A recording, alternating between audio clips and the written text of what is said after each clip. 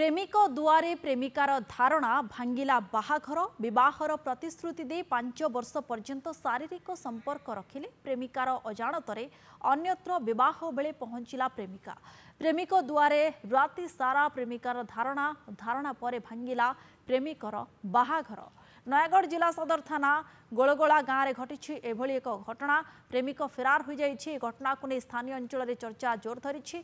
राति सारा प्रेमिकों दुआरे धारणा देवा पर आज नयागढ़ सदर थाना रे अभियोग होइछि। पूर्वर भुवनेश्वर लक्ष्मीसागर थाना रे अभियोग होइथिला। तेबे युवती घर कटक अंचल में भुवनेश्वर लक्ष्मीसागर थाना अंचल में एक कंपानी रे उभय चाकरी करथिले।